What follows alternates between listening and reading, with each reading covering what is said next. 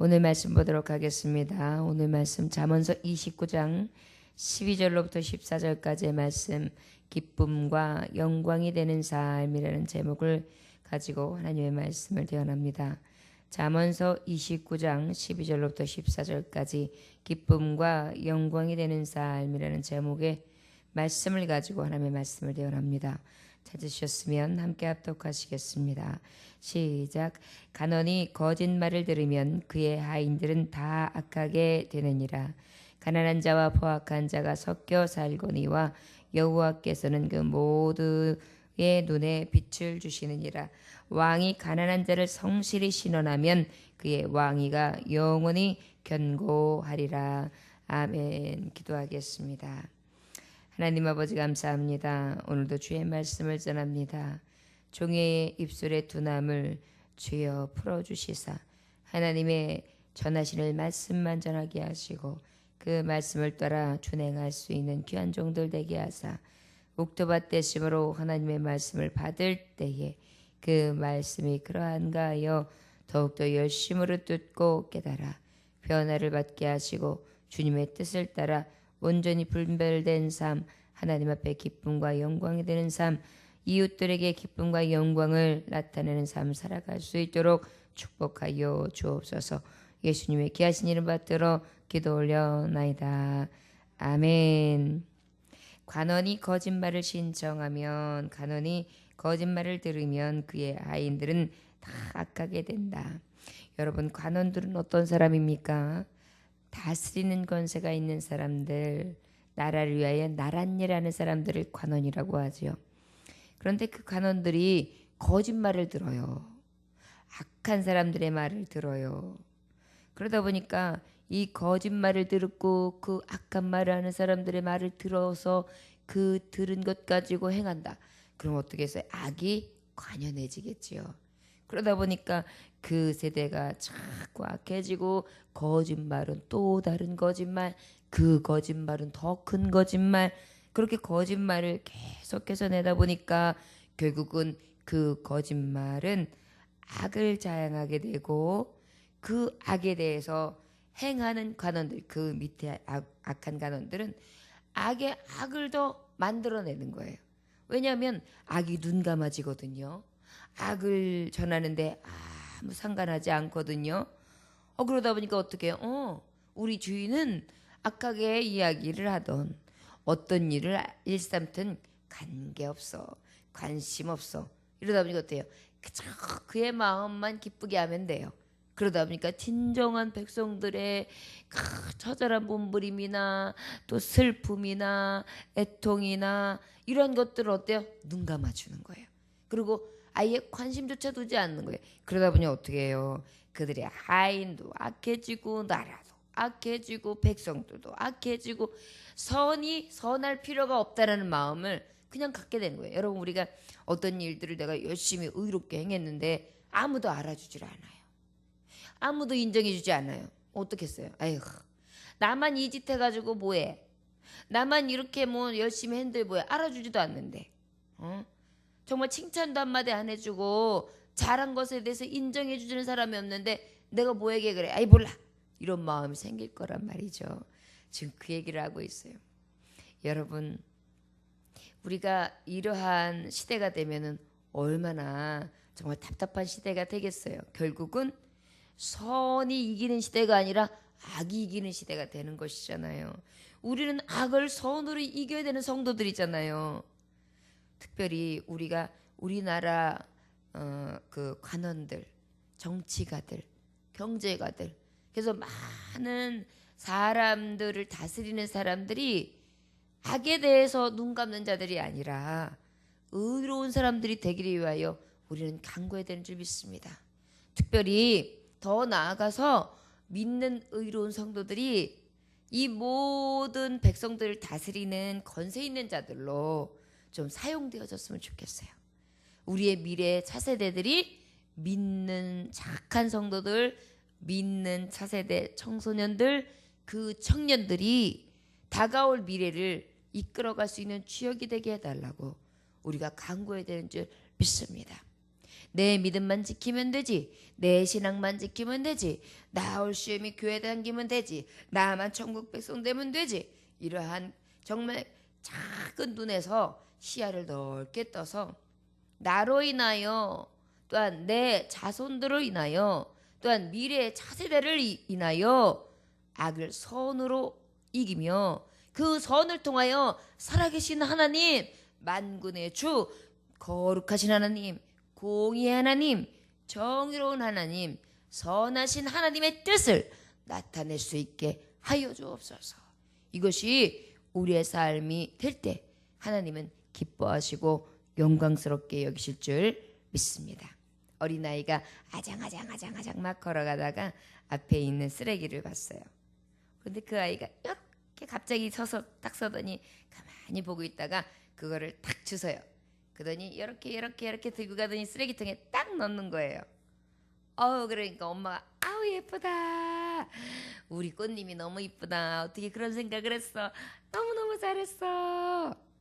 자, 여러분, 어린아이가 바깥에 거리에 떨어져 있는 쓰레기를 주워서 휴지통에 넣었다라는 것은 이미 부모님이나 윗사람을 통하여 본 거죠. 그러고 있다가 이게 옳은 거라는 것을 깨달은 거죠. 그리고 그것을 행한 거죠. 그런데 그 옳은 것, 깨달은 것, 행한 것이 먼저 보여준 모본된 엄마에게 분명히 있을 거예요. 그런데 그 모본이 됐던 엄마가 모본을 행하는 그 아이를 보면서 어떻게 했어요? 역시 우리 딸이 최고야. 어렸을 때부터 싹을 하는데 이렇게 맞아. 너무너무 잘했어. 아이 착해. 그러면서 그랬어요. 남편이 저녁 때 퇴근했을 때 여보 우리 꽃님이가 그래서 가다가 갑자기 애가 딱 아장아장 갔더니만 탁 멈추더니 가만히 서 있다. 뭐를 하나 그랬더니 앞에 있는 쓰레기를 딱 쳤더니 막 주변을 살핀다. 그러더니 휴지통에 딱 갖다 넣는 거예요. 얼마나 신기하고 이쁘든지. 그래서 내가 너무너무 이뻐서 칭찬해 줬어요. 그랬더니 어휴 우리 꽃님이가 그랬어. 아빠 닮았네. 이러면서 어떻게 했어요? 굉장히 웃음꽃이 활짝 폈을 거예요. 선이라는 것이 이런 거거든요. 의라는 것이 이런 거거든요. 나만 기쁘게 하는 것이 아니라 가까이 있는 사람을 기쁘게 해요. 기쁨을 줘요. 영광스럽게 해요. 자녀가 아이고 너 같은 게 내 자식인 게 창피하다. 여러분 이것과 굉장히 차이가 있잖아요. 하나님 아버지가 우리를 자녀 삼으셨어요. 피 주고 값 주고 샀는데 야 내가 너를 위하여 죽을 만했다. 내가 너를 인하여 목숨을 줄 만했다. 했었다. 사랑스럽다. 귀하다. 이것이 하나님 앞에 기쁨과 영광이 되지 않겠어요? 바로 이러한 삶을 말씀하고 있습니다. 간원들이 이 악을 어떻게 해요? 그저 아무렇지도 않게 그냥 거짓말을 그대로 듣고 그냥 하인들이 그 악함을 그냥 눈 감아주는 거 이게 어떻게 기쁨이 되고 영광이 되겠어요? 그 나라는 금세 피폐해지죠. 여러분 그 나라가 어떻게 잘 될 수 있겠어요? 뇌물을 먹지요. 거짓말하지요. 불법으로 다스리죠. 눈 감아주지요. 아첨하지요. 안 봐도 뻔하잖아요. 여러분 거짓말하는 세계가 어떻겠어요? 그런 것은 결국은 미래가 없다. 멸망기가 있을 때에 예레미야 선지자는 미리부터 하나님의 말씀으로 예언하를 하지요. 근데 특별히 이 멸망당하는 자의 첫 번째 모습이 거짓말이었어요. 예레미야서 9장 4절에서 6절에 보면요. 너희는 각기 이웃을 삼가며 아무 형제든지 믿지 말라. 형제보다 온전히 속이며 이웃마다 다니며 비방함이니라. 그들은 각기 이웃을 속이며 진실을 말하지 아니하며 그 혀로 거짓말을 가르치며 악을 행하기에 수고하거늘 내 초소는 계율 가운데 있도다. 그들은 계율로 인하여 나 알기를 싫어한다. 여러분 죄를 짓고 난 다음에 제일 무서운 게 뭐예요? 내 어린아이들은 어머니 아버지, 그 다음에 그 거짓말을 당하고 있는 누군가. 그런데 우리 성도들은 누가 제일 무서워요? 하나님 아버지, 공의의 재판관, 하늘의 만군의 주. 이제는 천국 왕국이 있고 그 다음에 백보자 심판 후에 우리가 생명력이 기록된 우리의 행위대로 갚아주시는 보응하시는 하나님이 늘 우리에게 있잖아요. 그러다 보니까 늘 두렵죠. 그것을 우리가 생각한다면 어찌 거짓을 행하며 그 하나님 앞에 정의를 행하는 것을 싫어할 수 있겠어요? 이것을 벌써 말하고 있죠. 우리가 보면 십계명에도 내 이웃에게 거짓 증거하지 말라. 9번째 계명이란 말이죠. 거짓말하는 것을 우리 하나님 굉장히 미워하세요. 왜요? 사탄이 들어올 때 거짓말 갖고 들어왔잖아요. 죄의 가장 근본이 거짓말이에요. 그래서 사탄, 뱀, 용, 마귀 이들을 통틀어 말할 때 뭐라 그래요? 사탄, 속이는 자, 거짓 증거자, 대적자 이렇게 얘기하거든요. 그러다 보니까 이 속임, 거짓말은요 이미 악한 뿌리 마귀의 종로로 타는 거거든요. 잠언서 6장 16절에서 19절을 보니까 여호와의 미워하시는 것 곧 그 마음에 싫어하는 것이 7가지니 곧 교만한 눈과 거짓된 혀와 무지한 자의 피 흘리는 손과 악한 계교를 꾀하는 마음과 빨리 악으로 달려가는 발과 거짓을 말하는 망령된 증인과 및 형제 사이를 이간하는 자니라. 우리 주님이 제일 싫어하는 거예요. 그 보면은 거짓된 거, 아주 그냥 하는 짓마다 아주 가증한 거, 이런 거 얘기하거든요. 사람들 보면 이 딱 보면은 이 사람이 이게 진짜인지 거짓말인지 알지 못할 정도로 거짓말하는 사람이 있어요. 그러면 그 사람한테 믿음이 가든가요? 안 가잖아요. 실망스럽잖아요. 어느 날은 그냥 눈 감고 그냥 넘어가 주지만 똑같이 거짓말하는 게 그냥 눈으로 봐도 드러나는데 얼마나 가증스러워요. 그런 사람들하고 가까이 하고 싶은 마음이 생기던가요? 안 생기잖아요. 우리 하나님은 거룩하신 하나님, 정의로우신 의의 하나님이신데 그런 자들과 가까이 하시겠어요? 가까이 할래도 가까이 할 수가 없어요. 빛 앞에 그 어둠이 어찌 가까이 할 수 있겠어요? 그 때문에 우리 마음에 거짓말이 딱 일어난다? 그러면요 여러분 마귀의 종이 된 것을 빨리 시인해야 돼요. 나도 모르는 사이에 입에서 거짓말이 훅 쏟아져 나왔어요. 그럼 빨리 회개해야 돼요. 우리 살아가다 보면은 거짓말 안 해야지. 그런데 나도 모르게 거짓말 할 때가 있다니까요. 더 부풀려서 이야기할 때도 있다니까요. 제가 예수님은 이제 조금 그래도 신실히 믿고 말씀을 증거하면서부터 거짓말이 많이 줄었어요. 그런데 예전에는 제가 거짓말을 밥 먹듯이 했어요. 어렸을 때 거짓말을 시작한 게 왜 시작했느냐면은 가만히 생각해보면 거짓말의 뿌리가 열등의식이더라고요. 열등의식. 숨기고 싶은 거, 드러내고 싶은 거.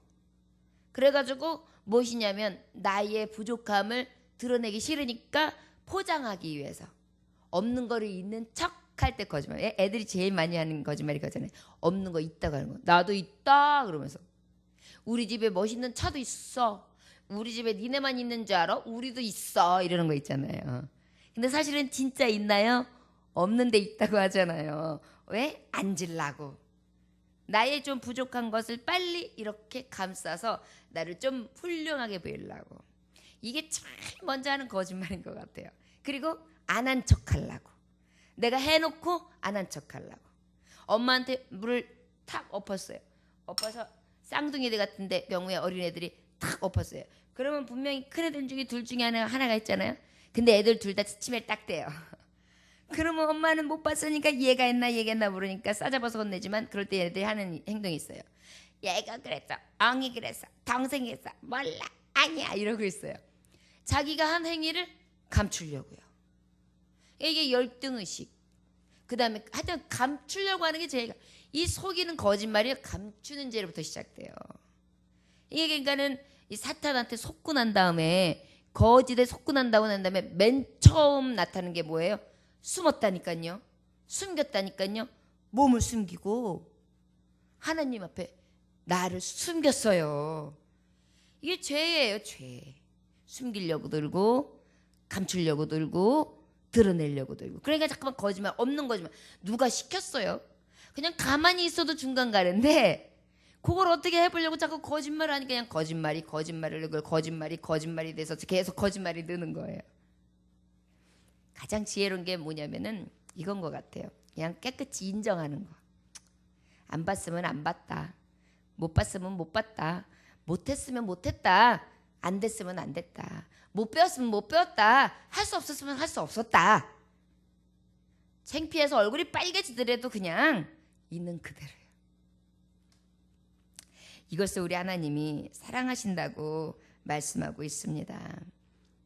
그 에베소서 4장 25절에 보면 거짓을 버리고 각각 그 이웃으로 더불어 참된 것을 말하라. 이는 우리가 서로 지체가 됨이니라 그랬어요. 우리 하나님은요, 거짓을 버리기 원하세요. 참된 것을 말하기 원하세요. 저와 여러분, 우리가 정말 진실하기 원합니다. 거짓되지 않고요, 정말 진짜를 얘기할 수 있는 사람이 되시기를 원합니다.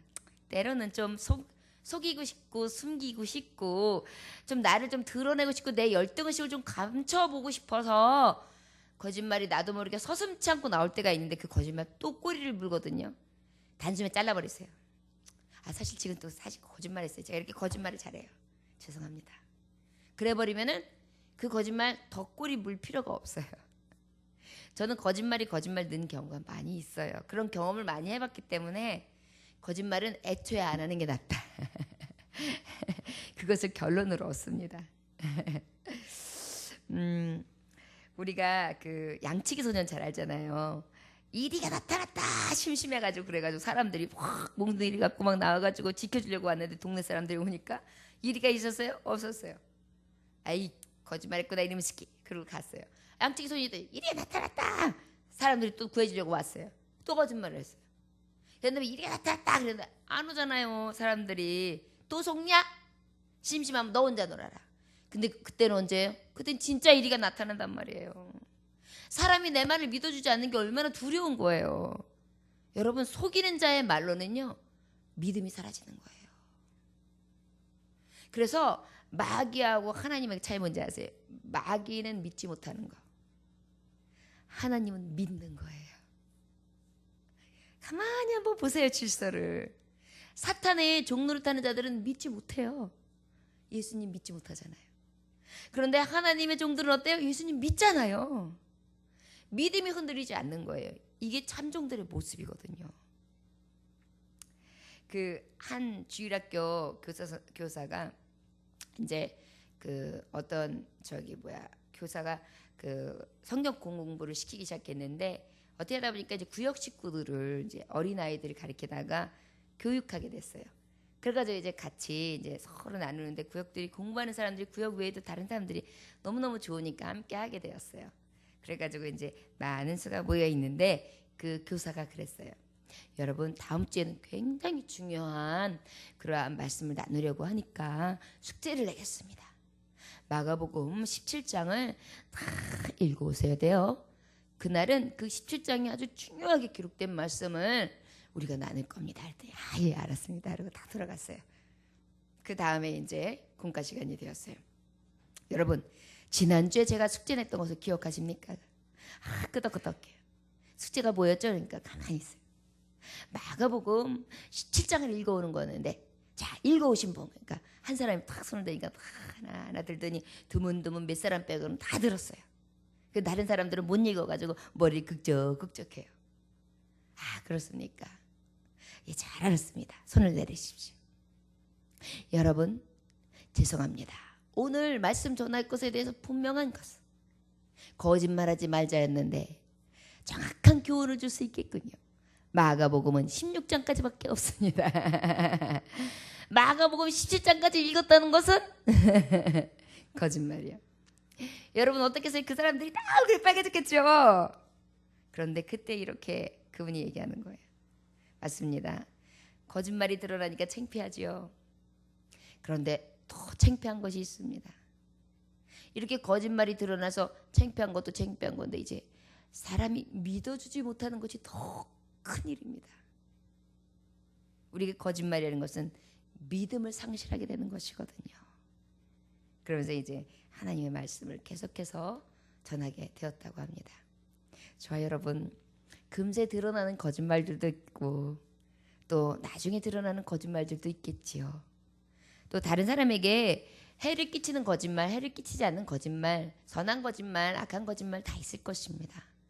그러나 어찌하든 간에 악을 받아들이기 위해 빠른 자들이 아니라 그것을 그저 묵고하고 그러려니 하면서 거짓에 속한 자의 삶을 살아가는 것이 아니라 하나님의 말씀처럼 늘 걸러내는 삶, 악은 모양이라도 버리고 자꾸 제거해내서 새롭게 하심을 얻어 아버지 보시기에 순결한 자, 정말 순결한 신부 어여쁜 자여, 내가 너와 함께 할 것이다.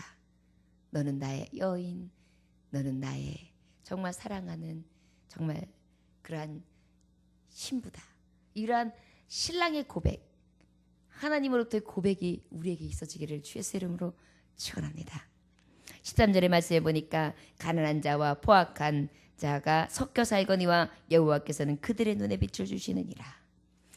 아까 말했듯이 거짓말하는 사람, 거짓말하지 않는 사람 섞여 살아요. 우리는 가난한 사람, 부한 사람 섞여 살아요. 그래서 다 섞여 사는데 굉장히 감사한 것은 또 어떻게 보면 우리가 감사할 것인지 아닐 것인지 모르지만 이 가난한 자든 부한 자든 악한 자든 선한 자든 다 똑같이 무엇이느냐? 빛을 똑같이 주신다는 거예요. 우리 하나님은 포악하다고 해가지고 너는 빛이 없어, 너는 부자니까 너는 이 빛이 필요 없어, 너는 가난하니까 아유 너는 틀렸어, 이게 아니라 우리 하나님은 똑같이 내신다는 거예요. 성경에 보면 부유한 자도 하나님 손에 있지요, 가난한 자도 하나님의 손에 있지요, 가난한 자는 하나님의 편이 되시지요. 성경에 보면 또한 포악한 자 하나님 어떻게 하기를 원하십니까? 깨달아 알아 돌이키고 회개하기만을 위하여 기다리시는 분이시잖아요.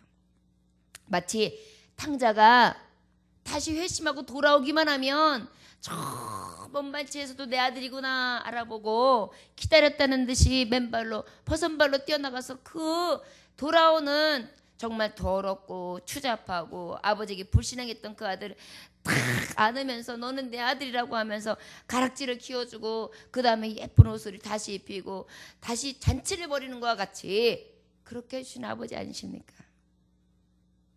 여러분, 그 아버지께서 우리에게 이 말씀은 무엇이냐? 너희들이 모든 자들이 섞여 사는 이 세대가 누구에게서 난 것이냐? 하나님에게서 난 것이다. 거짓되고 악한 길을 가는 강도라 하더라도 내가 빛을 똑같이 주는 것처럼, 내가 한량없는 은혜를 똑같이 부어주는 것처럼 너도 그 부어주는 은혜처럼 너도 받은 은혜를 거저주어라. 사랑해주어라. 원수 지었을지라도 사랑해주고, 나에게 좀 잘하지 않고 나에게 거슬리는 행동을 하는 사람도 좀 받아줘라. 용납해줘라. 왜?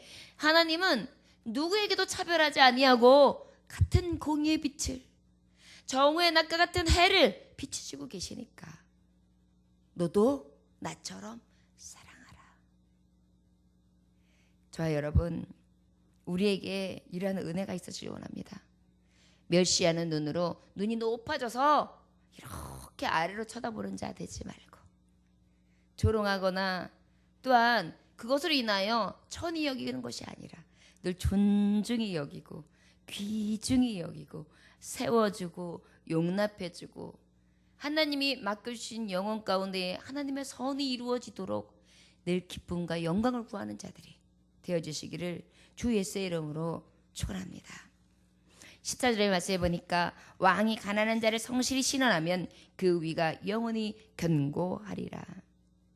여러분, 가난한 자에게 성실히 듣는다, 가난한 자들이 성실히 신원하면 그 재판대가, 여러분 그 지금은 그 대통령이 하는 일들이 큰 정치, 그래서 그 밑에 있는 모든 현안들이 올라와서 가장 중요한 현안들에 대해서 통과하는 부분들, 그것을 다시 제정해서 이제 그것을 각 분야별로 등용하고 쓰는 일들을 하잖아요. 결정하는 일들. 그런데 그 옛 통치 시대는 어땠어요? 왕통 때는요, 왕정치 때는요, 정치를 통치하는 것뿐만이 아니라 재판까지 했단 말이에요. 그래서 우리가 옛날에 신문고 정책 알잖아요.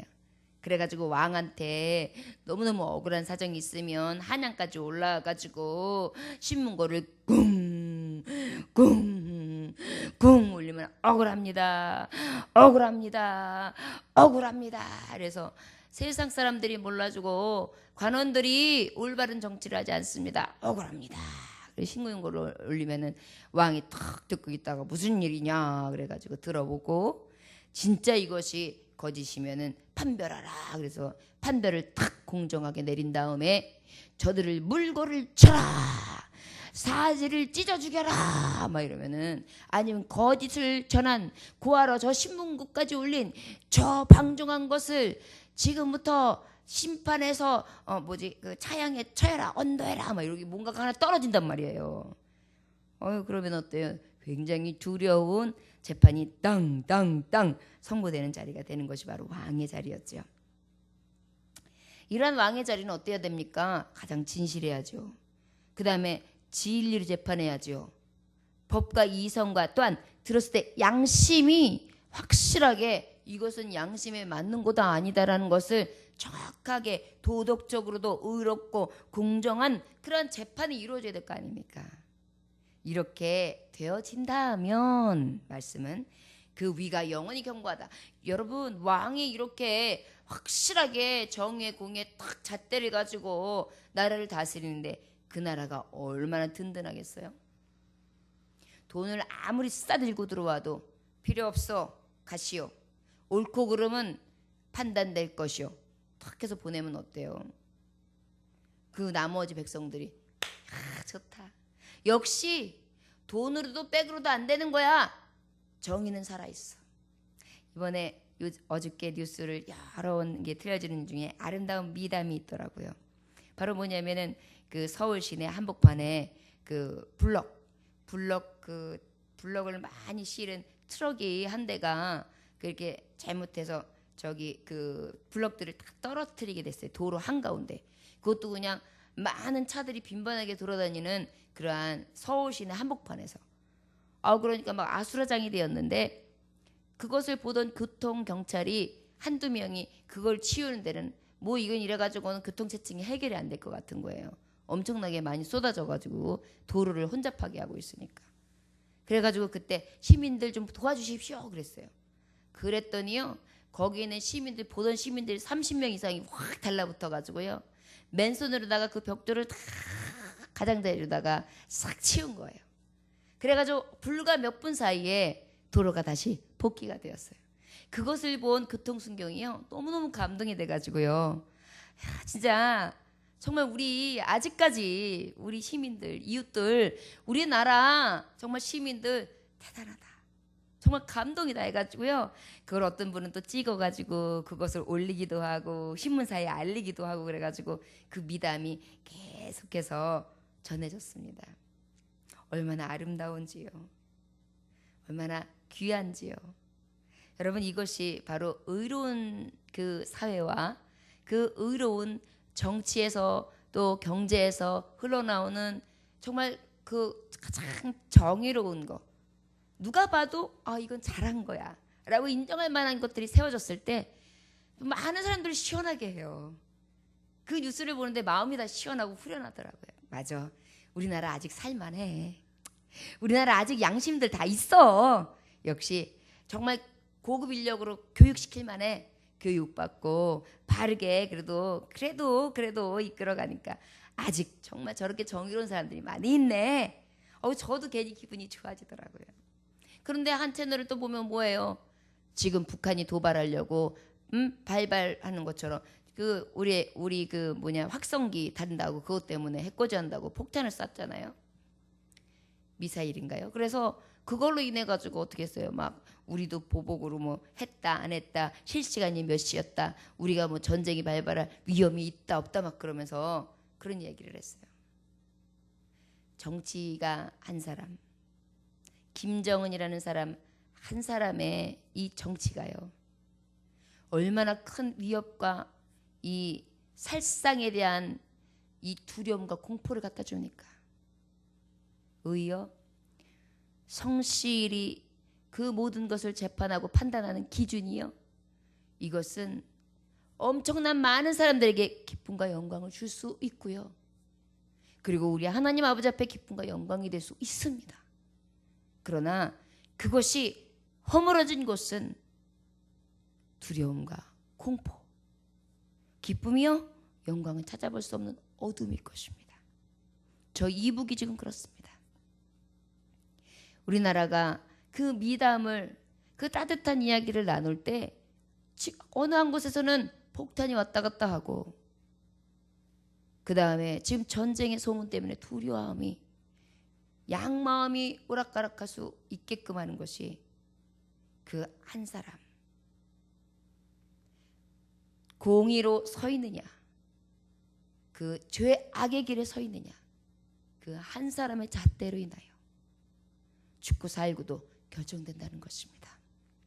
저 여러분 특별히 우리 지금 박근혜 대통령이 뭐 중국의 큰 행사에 참가할까 말까 다른 것들은 그래서 다 우호적인데 우리나라가 남북이 이게 싸움할 때 공산당의 그 사상을 가지고 들어와서 이념으로 반조각을 내놓고 또한 우리 많은 사람들을 이남으로 오면서 많은 살상을 행한 게 저 중공군이었잖아요. 그러다 보니까 저들이 하는 행사를 다 참여해야 되는가 이런 것들을 고민하더라고요. 여러분 정치를 보나 뉴스를 보나 무엇을 보든지 우리 믿는 자들은 분별할 수 있는 눈이 있어야 합니다. 우리 모든 민족에게 가장 기쁨이 되고 영광이 되는 것은 무엇일까? 그리고 이 나라와 민족 가운데 우리 세계 열방 가운데 대한민국 하나님을 믿는 성도들이 많고 이제 선교 국가의 최고를 다지고 있는 이 대한민국이 어떻게 비춰졌을 때 하나님 앞에 기쁨과 영광이 될까? 이것을 잘 분별하고 행할 수 있는 재상이 되기를 위하여 기도해 주시기를 원합니다. 그리고 또한 모든 공무원들, 공직자들, 정치가들 그리고 정말 경제가들 바른 눈으로 정말 공의를 실현하기를 위해 애쓰는 정직한 자들이 세워지기를 위해서 이제 내년서부터 또 대선 주자 준비하잖아요. 미리 우리 교우들은 기도해야 될 줄 믿습니다. 왜요? 그들을 통하여 나라가 견고해질 수 있고 흔들릴 수 있기 때문입니다. 판단 하나로 인하여 전쟁이 날 수도 있어요. 판단 하나로 인하여 평화를 이룰 수도 있습니다. 여러분 이 말씀을 통하여 왕도 하나님이 내시는 것인데 그들에게 지혜를 주기 위해서 기도하고 또한 교회에 그 교회를 지키고 그 교회를 이끌어가고 있는 목회자를 위해서 기도해 주시고 또 사업장의 사업주를 위해 기도해 주시고 또 여러 기관들 중에서 일하고 있는 일꾼들을 위해 기도해 주십시오. 그래서 가장 편벽되지 아니하고 치우치지 아니한 정의 하나님의 잣대 공의 안에서 성실히 행하는 자들이 되기를 위해 여러분 기도해 주시기를 원합니다. 그럴 때에 하나님의 기쁨과 영광 또한 이웃들에게 기쁨과 영광이 되어 하나님의 계명 그 사랑을 실천할 수 있을 줄 믿습니다. 기도하겠습니다. 하나님 아버지 감사합니다. 오늘도 귀한 말씀을 주심에 감사합니다. 우리가 나 하나쯤이야라고 생각하지만 나 하나의 악함은 위로 다시 흐르고 아래로 다시 흘러 아버지 그 악함은 더욱더 크게 번성할 것입니다. 주님 늘 주님이 주시는 은혜 가운데에 자신을 살필 줄 알게 하시고 주변을 돌아보아 분별하며 먼저 간구하는 자들이 되어서 이 시대에 하나님이 주시는 분별력을 가지고 구할 바를 알아 구하는 자가 되어주시기를 원합니다. 오늘도 아버지 하나님과 사람 앞에 기쁨과 영광이 되는 삶을 살기 원하오매 우리의 삶을 통치하여 주시옵소서. 감사드리며 예수님의 이름으로 기도 올려나이다. 아멘.